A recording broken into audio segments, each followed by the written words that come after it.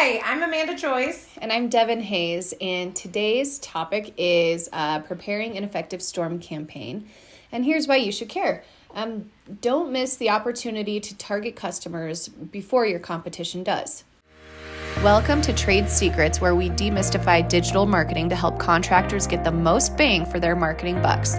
This is for you if you're a contractor looking for actionable marketing insights.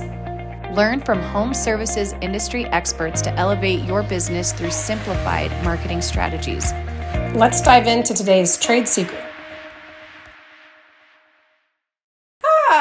This is a great topic. We've seen this in so many markets, and I'm really excited to talk about this because I think this is something that a lot of contractors don't think about until it's too little too late. Yeah, until they're like in the middle of it, like a hailstorm is happening, and then you're calling your agency or calling your admin like, "Hey, we should post something on social media. We should get some ads going. Up. Yeah, we should send an email. Where are we going to drive the traffic? There's so many elements of it that if it is planned out ahead of time, it can be such a huge opportunity. And if it's not planned ahead of time, you can just kind of be caught with your pants down, and the competition is just going to go out there and gobble up all those leads. Absolutely, yeah.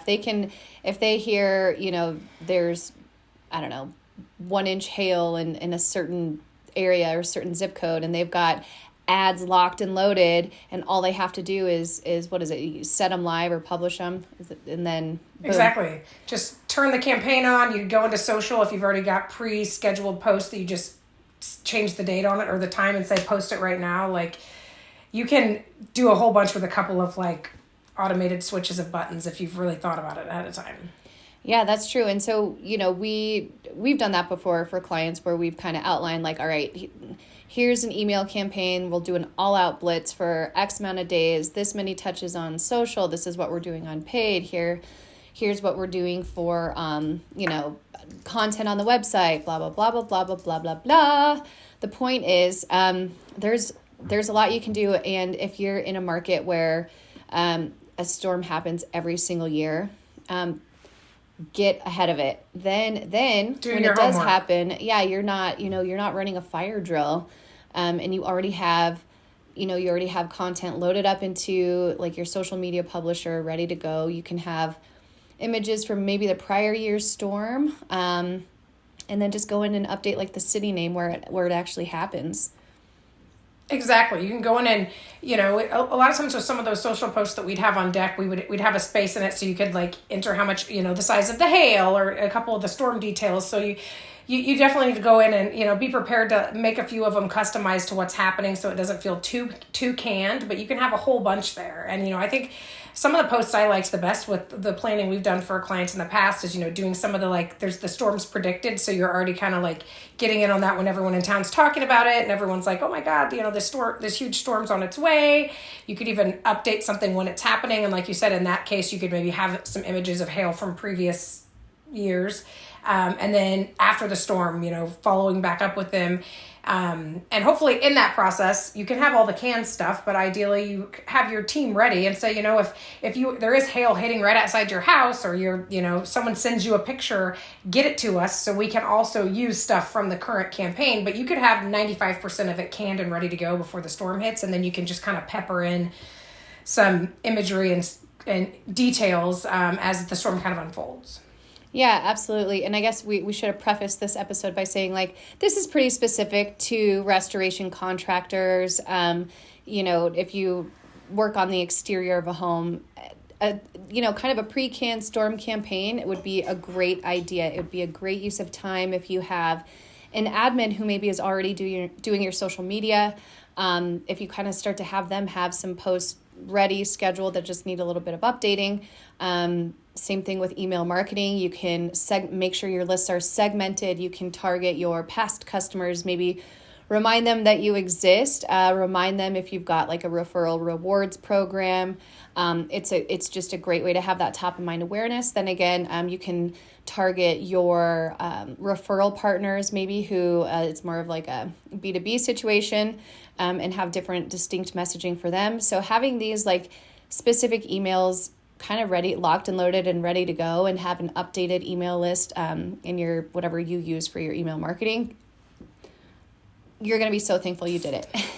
Oh, so happy you did it. Because also, ideally, if a big storm hits, you are going to have a natural amount of people reaching out to you, and you're going to be already, tackling all kinds of stuff that's in the here and now. You do not have time to stop and have a quick team powwow about social and how you're going to handle it. It's if you're already in that moment, it's too late. So just having a little bit of the foresight, maybe when things are a little bit slower and you guys are kind of like getting nervous because you're waiting for that storm, use that nervous energy for something positive and start, just get the wheels in motion and start planning that stuff. Yeah, in worst case scenario, if you don't have a big storm like that year, that season, it's ready to go for the following year. Because then also after, you have this kind of canned content, when you go to your first house and it's like a swimming pool filled with debris and leaves and junk from the storm, take video of that, post that video, share it. It's going to be geo-relevant and help people in the surrounding area where you're already working then see your content better. So there's geo signals there. And then that's the stuff that people like to see. They're like, ooh, what kind of damage did this storm do? Yeah. Right? And it also speaks to their pain points. They may be like, my pool looks just like that. Raise their hand, they need your help too, or a picture of gutters falling off the side of a house or big hail in the siding, those kind of things. It speaks to people, what people are experiencing in the here and now, and it reminds them that you're the person to call when they need help fixing that. They might not have even thought to go out and check and see if they have damage on the side of their house until they see that image. Yeah, that's true. And video, these days, 2023, image is great, but we as marketers were give us all the video. Send us more video. Can you get drone footage of that pool with all the debris in it? We'll take that too. Give us all the video. So, yes, if that's an option, if you've got that tool in your shed, absolutely, especially the first few houses right after the storm when things look terrible, that's when you want to get as much media as possible, get just as many formats of still shots, drone shots, time-lapse footage, talking through the damage with a customer. Obviously more pictures of just the damage itself. I'm losing my train of thought, but you get the idea. Idea. You can have canned content, but then you can get that real meaty, real life, good content that people actually engage with. And you won't have to worry about your run-of-the-mill, hey, this area has been hit by a storm, contact us, because you're already going to have that kind of boring content canned, but it will help it get served if you also mix it in with some more engaging content, which is what you're going to give your social media person or your marketing agency to work with when you see those first few homes that you inspect. Exactly. And it's also a good conversation to have with your team now when it isn't in the craziness. You're not going to think about it and they're going to be busy too in the moment. But if you've in several meetings prior to it reminded everybody of it, hopefully when they see that crazy lightning starting to strike, they're going to just pull their phone out instinctually and you're not going to be having to send out a text to everyone that's capture that media. Just get it at the front of the conversation now and it'll naturally happen. Everybody will be ready to do it.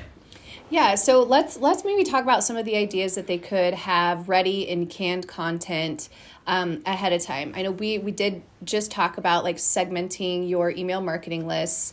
Those emails could be ready to go. It's always good to have one on how to contact your insurance company, and this could be a social post and not just an email, but we've done that where we put together all of the phone numbers and contact information to file a claim with your insurance company.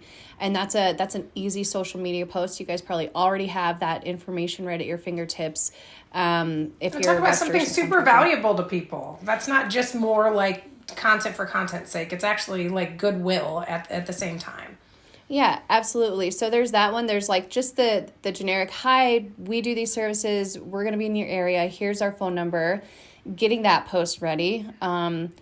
Sharing meaningful blog content. Yeah, exactly. And for that, I even you can write stuff that's going to be relevant before the storms ever hit, it could already be published on your blog, and then it's there and ready to link to it. So if it's tips about like signs to look for, if it's time to file an insurance claim, questions to ask when you're vetting out home restoration companies, things like that, that don't have to have specifics about the storm that just hit, but if it's already live on your site, it's good quality content that then you can link back to, that you're educating consumers about in the moment when they actually need that information, when maybe they'd normally scroll past that post, but right now they're like, I actually do need to know what questions to ask if I'm going to hire somebody that's going to come out and fix my roof or whatever it may be. Yeah, absolutely. So just try and answer the questions that they don't know to ask. So whatever those might be, get those together ahead of time. Like, what's something that you always tell homeowners they need to have prepared before you arrive?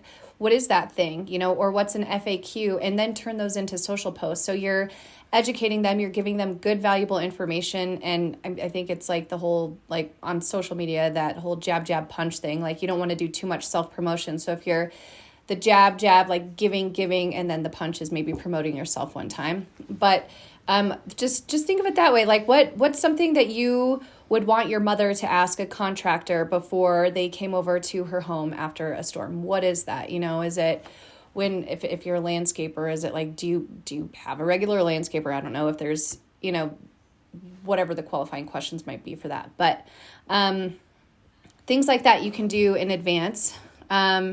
You can humanize your brand and have posts about the owners, or maybe you donate a portion of every project to a nonprofit. We have one client, they donate a portion of every project to the ASPCA.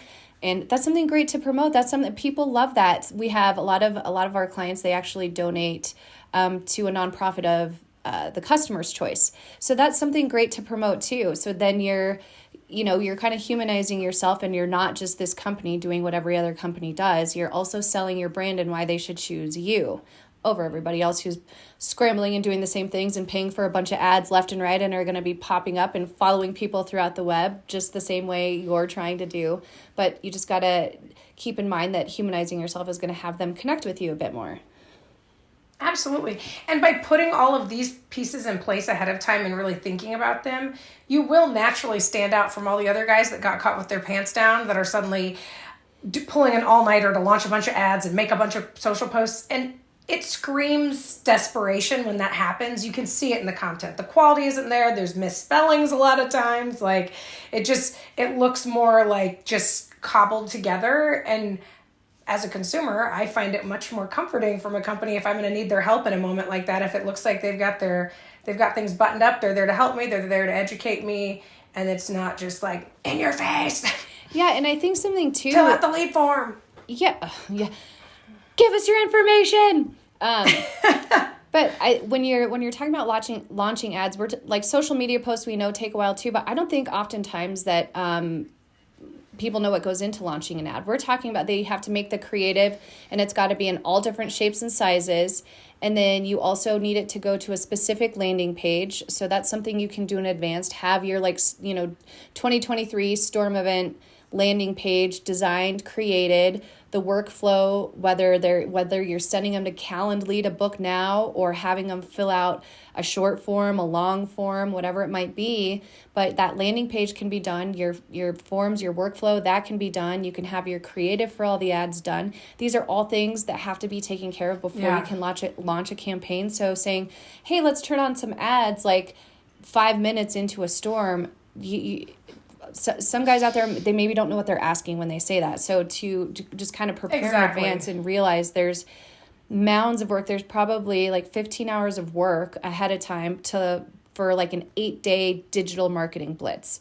Now you can add more hours if you start to do any of those direct mail campaigns, outlining those campaigns. There's a ton of those that will send out, a series of postcards for you.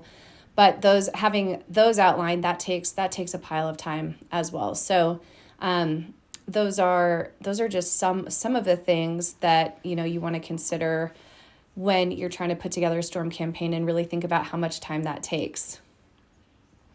Exactly. And as someone that has run a lot of ads in the past, like, there's nothing more stressful than in a moment when the client needs leads that badly, having to start right then to like update a landing page and things. So like you were saying, you can have 99% of the landing page created. You can already have an image of some damage that you've had in the area a year ago for the header image. You can have all the text, and maybe you just need to update it to say inner city name for where the storm super hits. You can change 3 pieces of text on the page, turn the ads on, and relax. And then optimize it. And that's what you need to be doing, but it's just, you're going to save yourself a headache and a heart attack in the moment you need those leads the most. Because for a lot of people, that one big storm can make or break their year. So you just need to be ready to strike when the iron is hot. Absolutely. And we know there's like a ton of business coaches who are like rolling over wanting their contractors to not be storm dependent. But I mean, it happens. It happens in a lot of markets. So while we don't want you to be storm reliant, you also need to be prepared for it when it does happen. Because then you're just going to be more efficient, and it'll help you kind of get the cream of the crop when it's those people that are active on top of it and ready to get their exteriors taken care of. Exactly. You're going to be ready to be the hero when they need you, and really do what you're in business to do, and not be worried about all these other items that at the moment probably won't seem very important, but could really help you drive a lot of leads. Absolutely. Let's see here. I feel like that covers it. I think we touched on kind of everything. Yeah. So yeah, did we leave anything out? We talked direct mail, email, social, content, landing pages, ads, creative, all the stuff. I don't think we did a little dance with it, but maybe we could have. But we can't. That's how we can close it out. Yeah. Yeah. And I guess one other thing I would note, probably most of you already do this, but if you don't already have a platform that you use to pre-schedule social posts in one place, so you're not, having to go all over the place to get stuff going. That's, there's Loomly, there's Later, there's Hootsuite, there's all kinds of options. It'd be really great to just invest in that and have it there so that it's really easy to go in and just kind of open the floodgates and let all that content you've pre-planned do its job. Love it. Love it. Great nugget per usual there, Amanda Joyce. All right. Well, thank you all for listening, hanging out with us. Let us know if you have any questions or anything you'd like us to cover. We're always here to listen. Thank you. Thanks, guys. That was today's trade secret. Thanks for listening. Did you find this helpful? We're just getting started. Subscribe and don't miss our next reveal. Until next time.